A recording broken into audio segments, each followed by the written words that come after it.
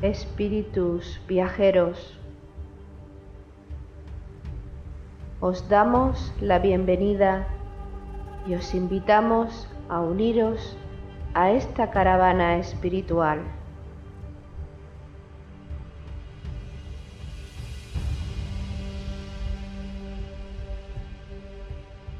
Recorreremos los áridos desiertos de nuestro egoísmo personal.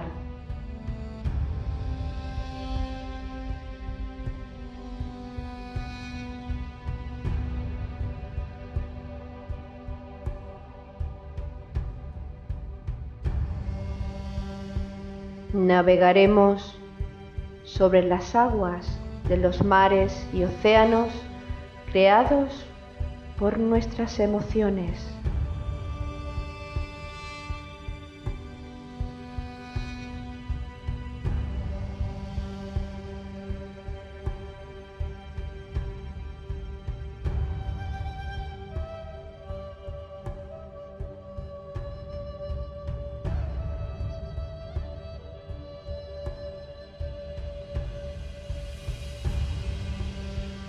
Caminaremos por los fértiles valles de nuestro despertar espiritual.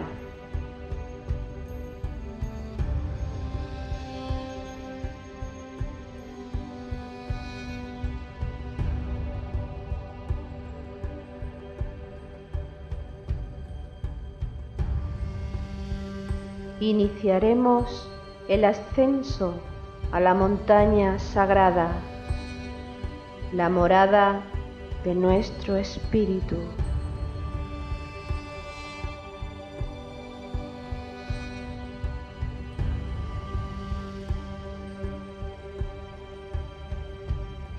Espíritu viajero, si sientes la llamada de tu corazón deseoso, únete a nuestra caravana hacia Shambhala con alegría y gozo.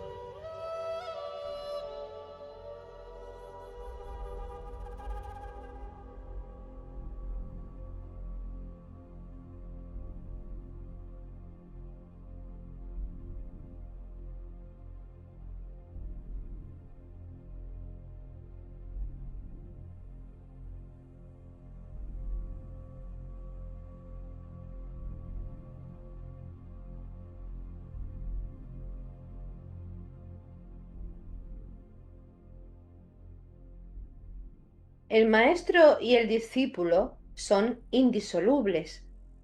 Todo maestro también permanece como discípulo, ya que a lo largo de la jerarquía, él será un eslabón en la cadena de la eternidad. Igual ocurre con la línea descendente. Cada discípulo también será un maestro.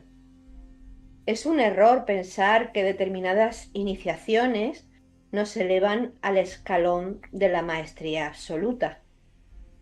Solo una disciplina constante de conocimiento puede ser la fuente viviente del perfeccionamiento. No busquemos los límites del infinito. No entendamos el proceso del conocimiento como algo finito. En esta limitación perdemos el gozo del ser.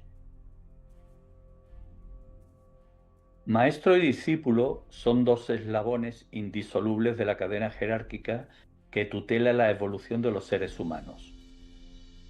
Esta realidad conlleva dos consecuencias. La primera, que todo maestro es, al mismo tiempo, discípulo de un maestro superior. La segunda, que todo discípulo es, al mismo tiempo, maestro de un discípulo inferior. Por ello, es un grave error pensar que mediante determinadas indicaciones alcanzamos el escalón de la maestría absoluta. Los grados de maestría son progresivos y se alcanzan mediante una disciplina constante de conocimiento, que aporta los fundamentos que debemos aplicar en la vida diaria para progresar en nuestro proceso de autoperfeccionamiento. No debemos buscar los límites del infinito. No debemos considerar el proceso de conocimiento como algo finito, como algo que tiene fin. Si lo hacemos, perderemos el gozo del ser y limitaremos la manifestación del ser en nosotros. Espíritus viajeros, almas en evolución, os damos la bienvenida y os invitamos a que nos acompañéis en esta jornada número 51 de la caravana espiritual hacia Shambhala, maestro y discípulo. Organizan la caravana Paco Ortiz y Loli Bermúdez. El maestro guía nuestros pasos e inspira las bellas melodías de Jesús Aragón y Juan Carlos García. El maestro infunde conocimiento a las reflexiones de Jesús Jurado. Jesús, una alegría estar contigo nuevamente. Igualmente por mi parte estar con vosotros dos, además en un día, una jornada, la número 51 de Caravana hacia Shambhala. Y un tema muy interesante, muy sugerente, el maestro y el discípulo. Es un tema que es real, existe el maestro y existe el discípulo. El primer maestro es el maestro interior y el otro, el que nos corresponda por línea de rayo, aparecerá siempre y cuando respetemos profundamente y amemos profundamente al maestro interior, a la propia alma. De tu comentario se deduce que establecer esta relación requiere de un trabajo personal importante a lo largo de muchas vidas y al mismo tiempo que esta relación de maestro-discípulo es una relación que se establece a lo largo de muchas vidas y que tiene su desarrollo culminante en las últimas etapas, cuando la relación entre ambos es una relación de corazón a corazón. Exactamente, y además hay que tener en cuenta que el que podemos denominar maestro de la jerarquía que nos corresponda por línea de rayo monádico tiene que ver seguramente con un pasado remoto nuestro, muy remoto, en el que fuimos alumnos o seguidores de una persona que nos estuvo enseñando algo en la vida. Y eso se ha ido manifestando a lo largo de las épocas, de las encarnaciones, hasta que llega un momento que hay un compromiso fiel por parte del discípulo de seguir recibiendo enseñanza. En un principio no se sabe muy bien quién genera esa enseñanza, de dónde procede, hasta que se llega al punto crítico de 3 encarnaciones seguidas donde hay un contacto directo consciente con ese maestro. Tengamos en cuenta que una encarnación de 70 años a lo mejor hemos sido conscientes del maestro una decena de años o menos aún, pero hemos estado trabajando hasta que en un momento se produce una crisis capital y realmente se adquiere la tercera iniciación, previamente la segunda, que es la más compleja. Y eso sí que indica que el contacto de maestro y discípulo es real y da resultados. Pero, en primer lugar, el discípulo, el aprendiz, el estudiante, debe entender que el único capital que tiene es él mismo y que no debe de confiar en la existencia del maestro si previamente no ha realizado su trabajo, de estar profundamente atento y apercibido al contacto interno. Pues vamos a analizar los dos aspectos de la jornada, maestro y discípulo, comenzando por el más importante, el maestro. Maestro es un concepto, bueno, tanto maestro como discípulo son dos conceptos que el uso repetitivo y arbitrario los ha desnaturalizado, evidentemente. Respecto al maestro, el desarrollo de la espiritualidad siempre ha estado marcado por la manifestación de verdaderos y falsos maestros, y corresponde a los seres humanos identificarlos. Entonces cabe hacerse la primera gran pregunta: ¿quién es un verdadero maestro? Y a esta pregunta trata de darnos respuesta el aforismo 176 del libro Mundo Ardiente 2. El maestro lleva por el camino más corto la conciencia del discípulo hacia el logro del mundo ardiente. El maestro afirma todo aquello que podría, incluso indirectamente, acercar o unificar a las conciencias útiles, para que, de esta manera, cada acción contenga en sí misma la cantidad necesaria de condiciones para el acercamiento. Este concepto de la labor del maestro respecto a acercar o unificar las conciencias útiles habla, por un lado, de la economía energética, es decir, los maestros no van a utilizar energías sembrando, bueno, o alimentando semillas más bien, donde se sabe que no van a fructificar, y luego el esfuerzo de los seres humanos como colectivos, que deben de ir todos a una espiritualmente hablando. Sí, básicamente hay que entender que el contacto con el maestro implica tener una vida cada vez más simplificada, más sintética. Una expansión de conciencia hay que traducirla por síntesis. ¿Qué quiere decir? Pues reducir lo máximo posible los objetos que están a nuestro alrededor por el miedo a identificarnos con ellos, pero especialmente los procesos mentales que hasta ese momento habíamos llevado, actuando como seres humanos. Para prepararse para la iniciación, la idea de ser humano como la conocemos no tiene ningún sentido. Hay que ir a algo mucho más elevado. Hay que simplificar la mente hasta el extremo de que pensemos estrictamente lo necesario y el resto del tiempo estemos en perfecta armonía, en perfecto equilibrio. Por eso el aforismo 360 del libro Infinito 2 hace referencia a que el maestro impregna el espíritu del discípulo con el entendimiento superior. Exactamente, aquí está la clave, el entendimiento superior. Pero solamente esto es asequible a aquellos que se hayan esforzado, se hayan disciplinado toda la vida para que llegue un momento en que realmente puedan responder a ese llamado interno y puedan tener esa aclaración de mente o esa comprensión, como se le quiera denominar, que prácticamente te enseña una realidad que te habías estado preparando para ella y descubres que era muy sencilla, muy básica, muy elemental, pero que por algún motivo se ponía dificilísimo de alcanzar. Es como si te encontraras la razón de ser del Monte Everest en una pequeña piedrecita que está en la base, pero tienes que subir a la montaña para darte cuenta del significado. Así que hay que simplificar la vida al máximo, sobre todo en ideas, en pensamientos, y focalizarse solamente en el mundo del alma y en el servicio, evidentemente, el amor manifestado. Hemos hablado de la existencia a lo largo de la historia de verdaderos y falsos maestros. Y los verdaderos maestros se sabe que son verdaderos porque han estado manifestando las cualidades espirituales encarnados aquí en la tierra, algo que para ellos realmente supone un gran sacrificio. Pasar del mundo ardiente en el que ellos, digamos, habitan habitualmente a encarnar en la tierra con la cantidad de grilletes y de obstáculos que supone para el espíritu es efectivamente un gran esfuerzo. Cuando ellos se encarnan, los maestros se convierten en líderes naturales. Es decir, ejercen un liderazgo de forma natural, no por la fuerza. Y eso lo hacen precisamente porque dan un ejemplo de vida. Este ejemplo de vida, ¿en qué se fundamenta? Pues precisamente en los atributos del maestro. ¿Y cuáles son estos atributos? Pues nos lo explica extensamente el aforismo 27 del libro Agni Yoga. No tener hogar es un atributo necesario del maestro.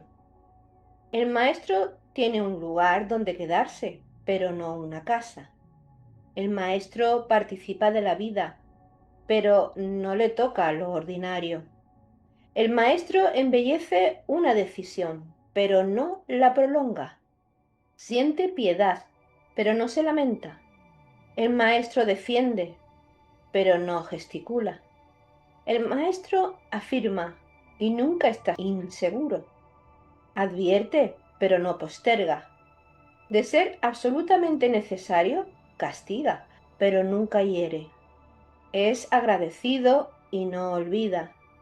Evalúa los motivos y no muestra debilidad. Protege cuidadosamente, pero no se impone. No teme, pero incluso así no es temerario. De este modo debes valorar al Maestro, quien se revela para el crecimiento de tu espíritu. El espíritu se tiene que alimentar conscientemente.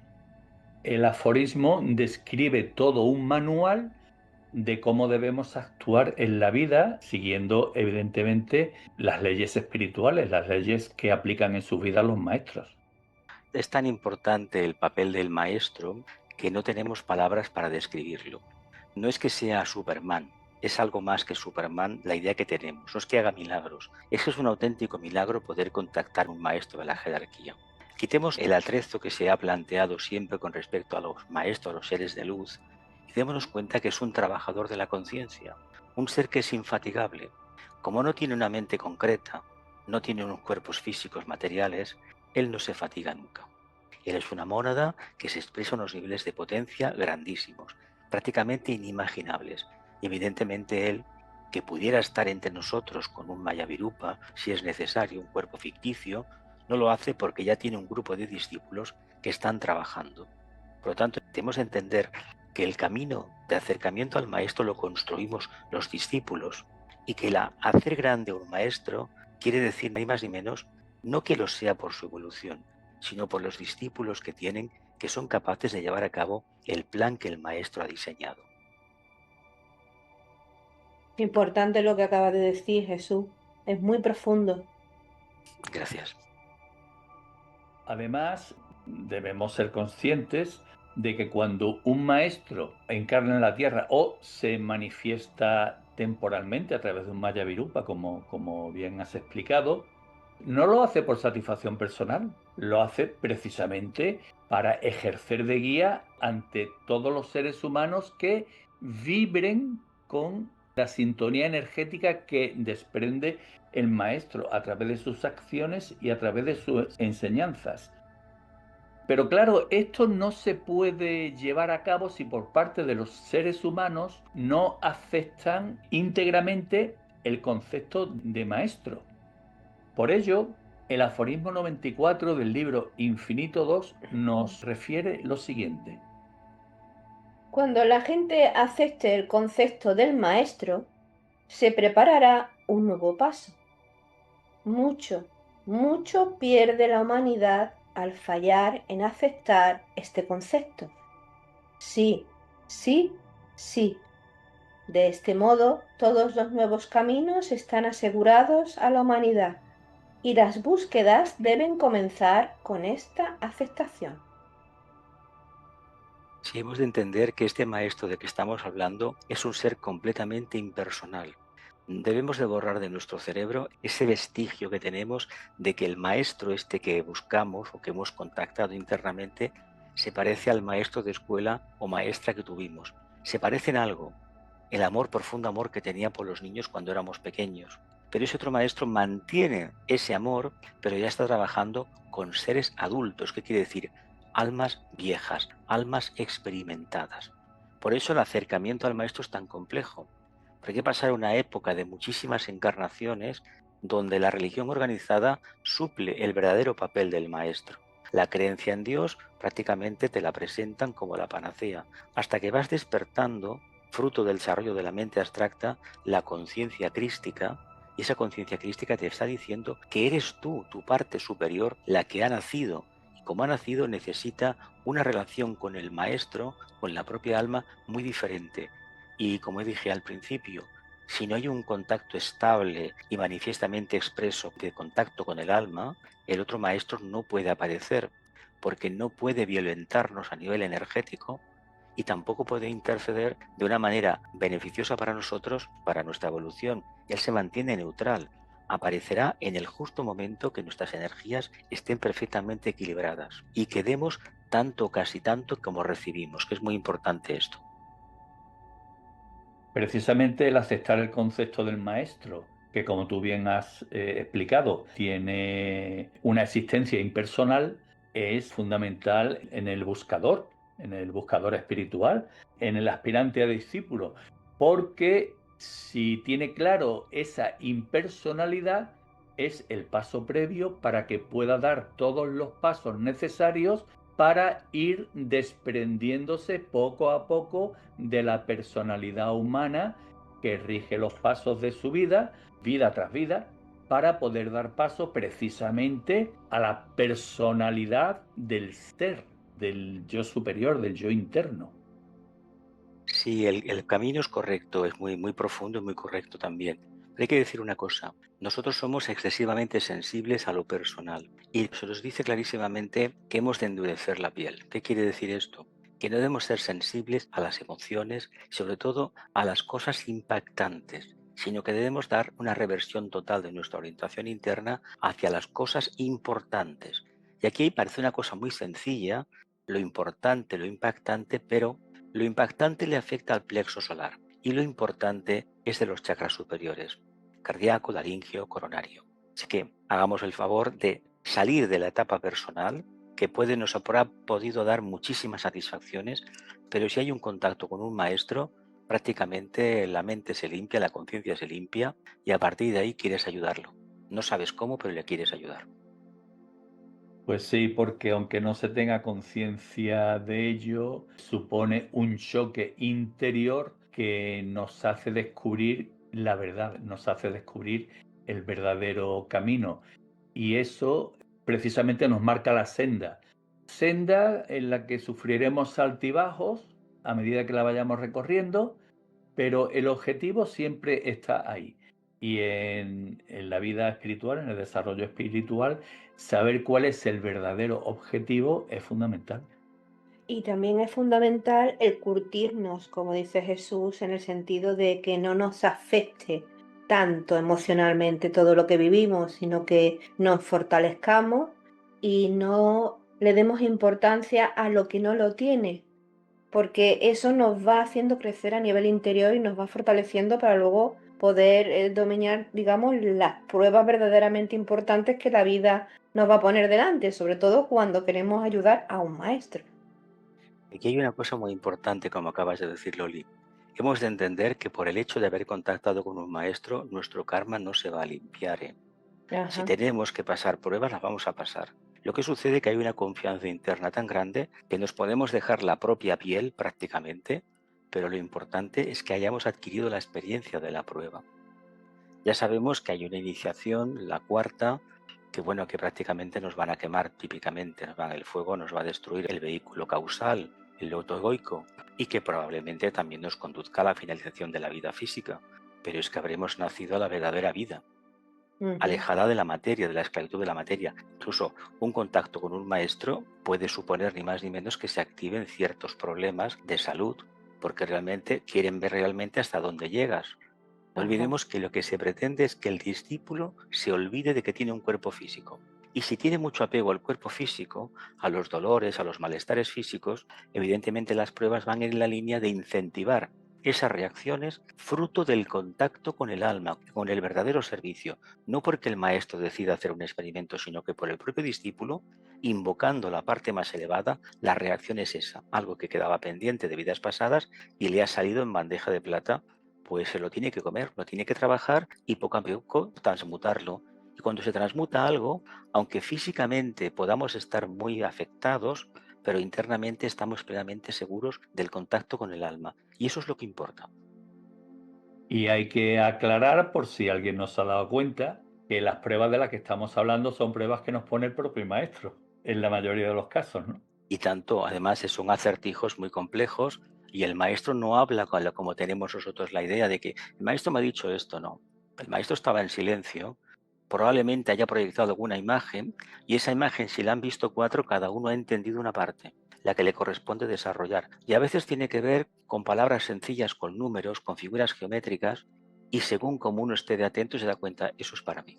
Y eso es lo Ujú. importante, que lo trabajemos, sigamos trabajando y no nos preocupemos si el maestro nos está observando. No importa eso. Lo que importa es el trabajo que hacemos, el camino que recorremos.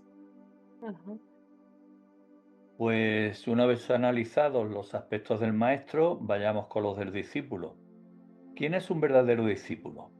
El aforismo 281 del libro Hoja del Jardín de Moria 1 nos dice, mi corazón es vuestra morada. Son palabras del maestro hacia los discípulos, en este caso Nicolás Helena y posiblemente los miembros del grupo que ellos tenían formado en Nueva York.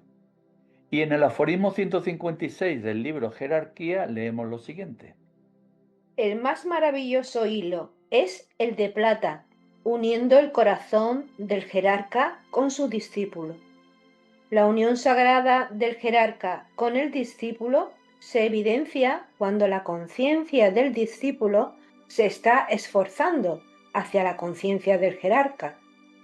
Así, un corazón fusionado construye un maravilloso escalón. Nos habla de la fusión entre el maestro y el discípulo, pero haciendo hincapié en que la verdadera piedra de toque está en el esfuerzo del discípulo. Es quien tiene que iniciarse, es el candidato a una apertura de conciencia que le permitirá operar en un plano diferente. No es lo mismo trabajar el mundo emocional, acabar perdiendo el miedo, los apegos, que enfrentarte a un pensamiento abstracto, dejando atrás el concreto que te hablará siempre de la personalidad. Se trata de que entendamos que las pruebas del camino van en la línea de adquirir más capacidad de respuesta, mayor conciencia, mayor comprensión de todo. Nosotros solamente vemos, pero no analizamos lo que vemos. Además, vemos una mínima parte de la realidad. Y el plano físico encierra muchísimos secretos para los cuales no tenemos la herramienta necesaria para poder investigar. Por eso es tan importante la meditación y darnos cuenta que nuestro verdadero campo de servicio va a estar cuando seamos conscientes en el plano astral, que es donde nacen todos los problemas que la humanidad tiene en este momento. Respecto a la actitud del discípulo hacia el maestro y la jerarquía, podemos hacer una división entre actitudes positivas y negativas. Respecto a las positivas, podemos mencionar la aproximación a la jerarquía de los verdaderos maestros, es decir, a la jerarquía espiritual de la luz, la obediencia al maestro y a la jerarquía, gratitud, comprensión del gran servicio, devoción, pero sobre todo la que nos expresa el aforismo 159 del libro Supramundano. El verdadero discípulo es aquel que ama a su maestro. El amor, la llave que abre todas las puertas. Y además es la energía que prácticamente soluciona todos los conflictos que nos puede tener un ser humano en la Tierra. Si hubiese más amor y ese amor lo esparciéramos con todos los seres vivos con los cuales entramos en contacto, humanos, animales, vegetales, reino mineral incluido, reino débico, angélico que no vemos pero que está aquí, realmente tendríamos una inmunización hacia muchísimas actitudes erróneas, pero que sería completamente trascendental. Nos cambiaría completamente a agradecer. Hay gente que antes de ir a dormir bendice todo. A otros que salen a la ventana por la mañana y bendicen al mundo, a las estrellas, tanto da. Lo importante es que tengamos esa actitud de gratitud, porque el maestro, la verdad, se merece eso y mucho más. Lo que pasa que él, por ser quien es, que no tiene personalidad como nosotros, no tiene forma humana, ni está atado a esas limitaciones, eso le da igual. Lo que quiere ver es que sus pupilos hagan el trabajo. No que les ha asignado él, sino el trabajo que como almas cada uno entiende que debe realizar. Respecto a las actitudes negativas, pues hay dos que son, digamos, las más nefastas. La vanidad, que conduce a la altanería, a creernos incluso superiores al maestro, y la traición, que es la más grave de todas. Sí, la traición básicamente porque es dejarlo ahí tirado y no seguir prestando atención a la enseñanza suya. No todo el mundo está capacitado para hablar con él, solicitar una entrevista e intentar razonar de que ha llegado un momento que uno no encuentra razón de ser del camino, del sendero. Claro, son casos muy extraños, pero sí que es verdad que puede haber un abandono de la enseñanza, un abandono de la práctica, de la búsqueda interior y sobre todo de la lealtad interna que tiene uno con el alma. No es que uno le pierda el contacto al maestro, es que ha traicionado a su propia alma. Según la actitud que tengan los discípulos hacia el maestro, se pueden establecer 4 clases de discípulos, tal y como expresa el aforismo 105 del libro Agni Yoga. Los discípulos son de 4 clases. Algunos siguen las indicaciones del maestro y ascienden en el orden adecuado. Otros, a espaldas del maestro, siguen las indicaciones hacia el exceso y por eso a menudo se lastiman. Otros, en ausencia del maestro, aprovechan para charlatanear y de este modo destruyen su camino. Otros, a sus espaldas, critican al maestro y le traicionan. Terrible es el destino de estas dos últimas clases. Clases, clases que si lo analizamos sintéticamente, nos damos cuenta que están basadas en el nivel de obediencia que tiene el discípulo hacia el maestro. Están basadas en ese nivel y sobre todo hay que tener en cuenta que hay cualidades, características humanas como hablar de forma vana que no están para nada permitidas. Por eso se pide que haya un silencio estricto. Pensemos que el trabajo del maestro no lo comprendemos, comprendemos una mínima parte que no tiene mucha importancia en relación con el total. Por lo tanto, lo que se nos pide es silencio, estar muy activos y sobre todo cualquier duda no es tanto recurrir al maestro o a los discípulos avanzados del Ashram, sino hacerse las preguntas uno mismo con honestidad.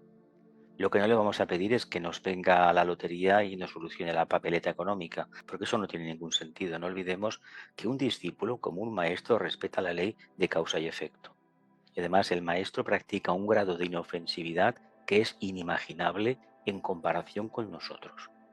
¿Qué tenemos que hacer? Callar, sabiendo que callando y haciendo las cosas como nosotros creemos correctas, seguramente no estamos haciendo todo lo que deberíamos hacer, pero seguramente que también nos falta el verdadero impulso interno para dar un salto y cambiar radicalmente. Eso hay que hacerlo poco a poco, encarnación tras encarnación.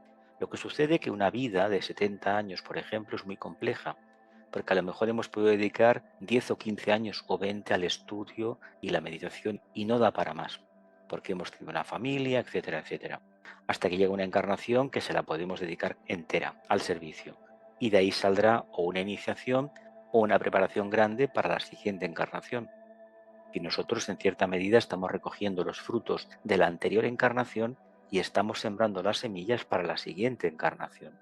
Y cuando se llega a cierto punto, uno ya no se preocupa si le van a dar una iniciación o no se la van a dar.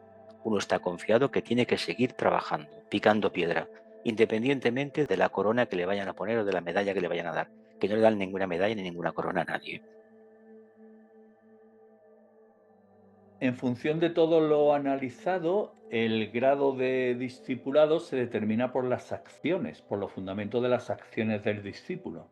A este respecto, el aforismo 235 del libro Hojas del Jardín de Moria 2 nos dice: Amigos, coloquen 4 piedras en la base de sus acciones. La primera, reverencia a la jerarquía. La segunda, realización de la unidad. La tercera, realización de la cooperación. La cuarta, aplicación del canon por tu Dios. Está perfectamente descrito porque evidentemente por el creador, por el logos, porque es lo máximo.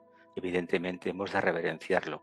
Sucede que a veces puede ser que la formación que hayamos obtenido a lo largo de los años, la filosofía esotérica, la línea que hayamos tomado, igual no se tiene en cuenta esta entidad y evidentemente como humanos tenemos el derecho a pensar de tal manera que el trabajo lo estamos haciendo nosotros, pero eso no implica que o no obliga para nada que tengamos que faltar el respeto internamente, traicionar a ese ser. Ese ser está ahí, lo que sucede es que es tan grande, es tan incomprensible, que a veces tenemos que guardar silencio.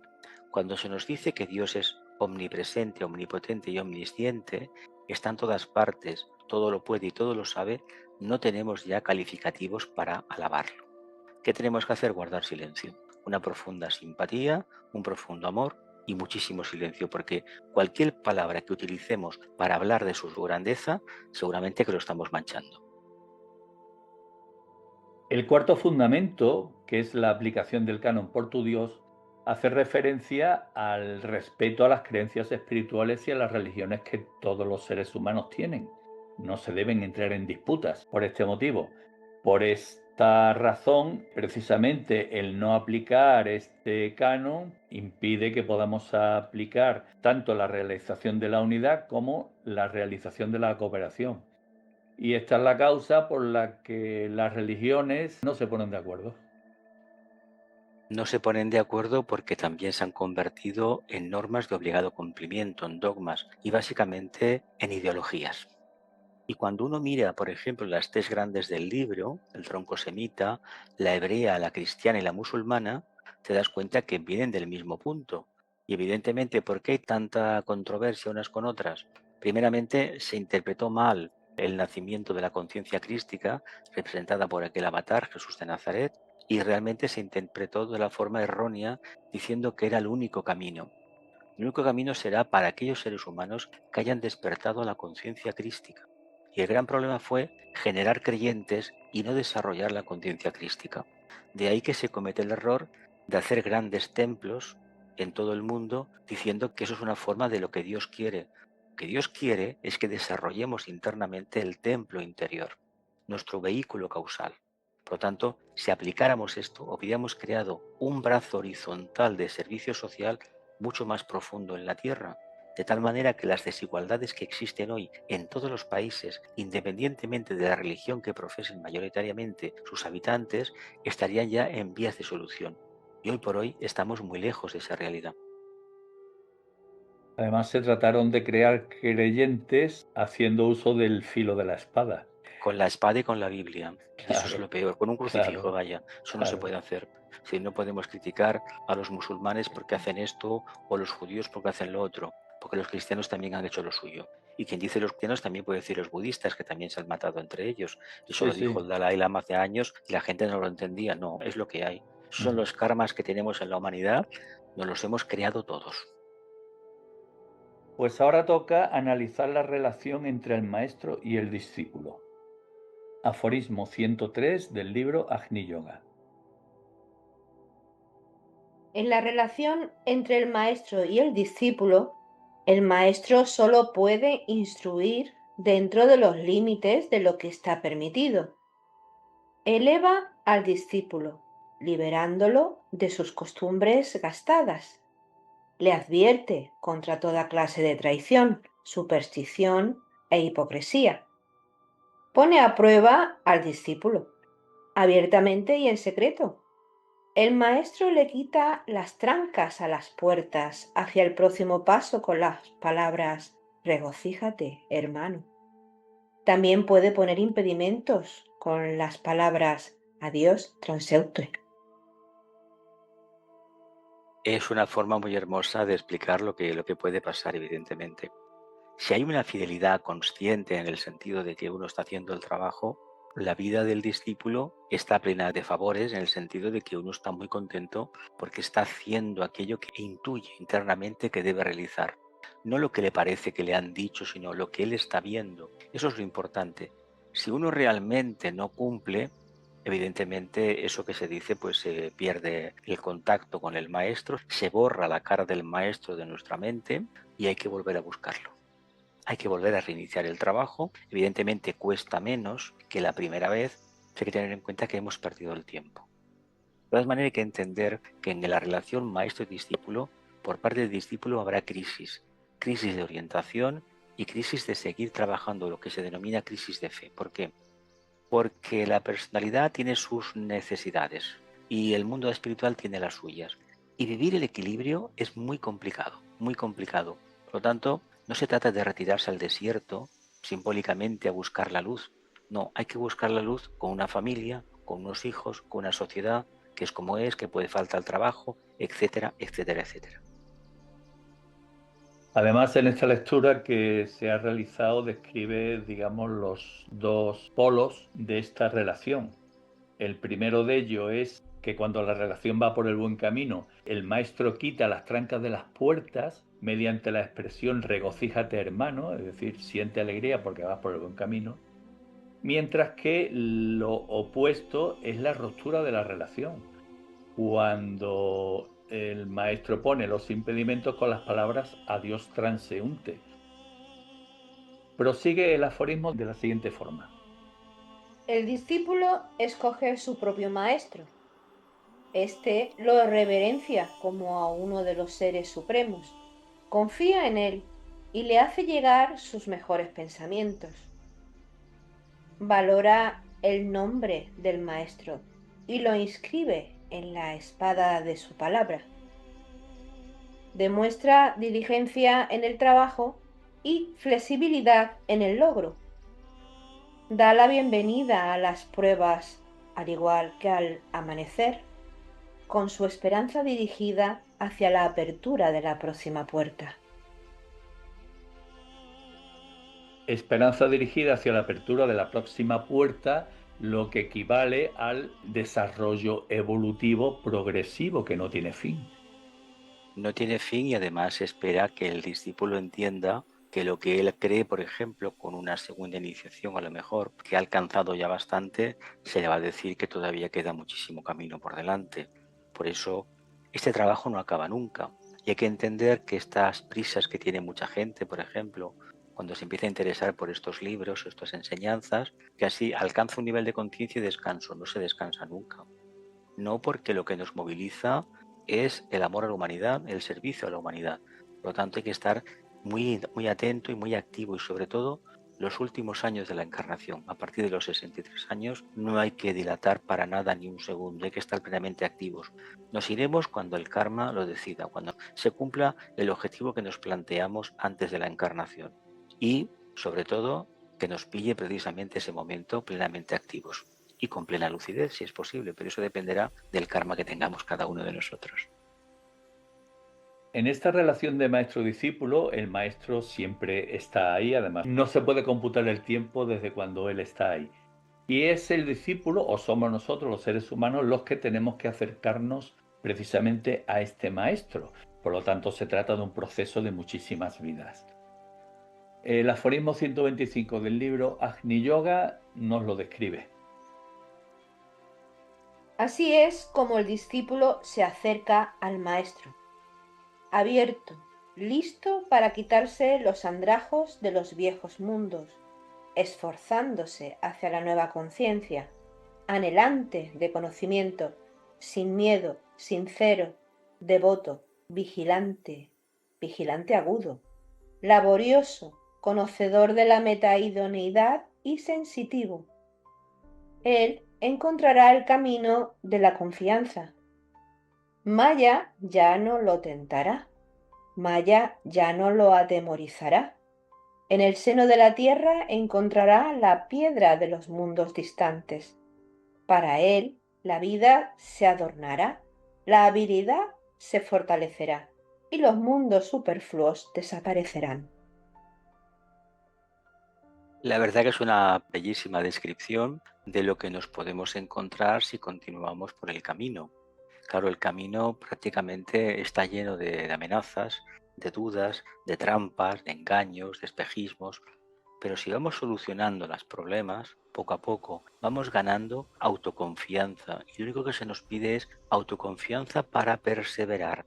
No se nos garantiza ningún premio, solamente se nos pide esa cualidad: tener una mente clara, tener buena voluntad, sentido de responsabilidad y ganas de trabajar de manera continua. Pues esta relación entre el discípulo y el maestro queda muy bien expresada mediante la expresión fiat rex, cuya traducción es el mandato del maestro o el mandato del rey. Por eso, el aforismo 203 del libro Jerarquía dice: Fiat Rex es donde el espíritu, reverenciando a la jerarquía, se atreve. Pues bien, hemos llegado al final de la jornada y ahora podemos hacer una última reflexión sobre esta relación tan idílica, bonita y deseada entre un discípulo y su maestro. Es un camino muy entrañable. Habrá momentos de muchísima duda, momentos de abandono, momentos de no quiero saber absolutamente nada, pero el maestro nos conoce bien y sabe que vamos a volver. Lo importante es volver, y volver cuanto antes, teniendo en cuenta que no por ello vamos a tener la conciencia clarificada al 100%, pero lo que quieren ver es la alegría que tenemos a la hora de servir, a la hora de irradiar, de esforzarnos, no por ser buenas personas, sino por ser seres humanos que expresen las cualidades del alma: luz, amor y voluntad al bien. Si esto poco a poco lo vamos implementando en nuestro medio ambiente, evidentemente hay una luz, una antena que va emitiendo una nota. Y esto el maestro lo sabe, también lo sabe la parte oscura. Pero bueno, vamos a hablar de la parte iluminada, que es lo que nos interesa. Adelante con la búsqueda interior, adelante con el camino, con el sendero, adelante con el discipulado y con el acercamiento al maestro, que la primera etapa es acercarse al alma y tener plena conciencia de que eso es así. Pues sí, tenemos que tener ánimo y seguir hacia adelante. Es muy difícil porque estamos en un mundo donde se sostiene muchísimo al mal y entonces para los que queremos avanzar en el terreno espiritual lo tenemos bastante difícil porque cuanto más avanzamos, más sensibilidad y la sensibilidad lo que trae es más sufrimiento porque captas más y eres más vulnerable. Pero como decías antes, Jesús, como estamos en el ojo del maestro, nos mira o queremos creer que nos mira, pues eso nos da fuerza para poder seguir adelante y cada vez tener menos afectaciones, que no nos domine ese ego de decir hay que ver lo que me ha pasado, o hay que ver lo que me han hecho, o hay que ver lo que me han dicho, sino no darle importancia a nada de eso, porque eso es lo que nos tenemos que encontrar aquí, que para eso estamos aquí, para fortalecernos y seguir hacia adelante en pos del maestro. La relación entre el discípulo y el maestro supone o representa la culminación de un proceso de búsqueda espiritual desde que cada uno de nosotros tomó conciencia de nuestra naturaleza. Este proceso nos lleva por múltiples caminos, múltiples senderos que recorremos, el conocimiento de muchas enseñanzas espirituales, hasta que llega un punto en el que nos identificamos plenamente con una determinada enseñanza espiritual. Y creo que es en ese punto cuando el maestro se manifiesta al discípulo, en primer lugar en los planos sutiles, y si el discípulo es merecedor de ello, pues llegará un momento en el que se le manifieste físicamente. Pues de lo que se trata es de que vayamos profundizando en esa búsqueda espiritual y tratemos de identificarnos con la enseñanza que más sintoniza con nuestro corazón. O lo que es lo mismo, no dispersarnos en tantas enseñanzas y tratar de seguir una enseñanza concreta con la que nos identifiquemos. Espíritus viajeros, almas en evolución. El discípulo unido al corazón del maestro mediante el hilo de plata lleva en su fuero interno el microcosmos de la hermandad. Por ello conoce el nombre de la que ha cubierto su rostro, el nombre de la Madre del Mundo. Este conocimiento aumenta progresivamente su poder y le convierte en un co-creador junto a su maestro. El discípulo que obedece, venera y ama a su maestro siempre está dispuesto a resistir las duras pruebas de la vida y a temblar ante su llamada. Por ello, se dirige a su maestro en los siguientes términos. Aforismo 125 del libro Agni Yoga. Maestro, he logrado resistir las pruebas del calor y el horror del frío. Mi fortaleza física me ha abandonado, pero mis oídos permanecen atentos. Mi cuerpo de luz está listo para temblar ante tu llamada, y mis brazos están listos para llevar las piedras más pesadas para el templo. 3 nombres me resultan conocidos. Conocido me resulta el nombre de la que ha cubierto su rostro. Mi poder aumenta.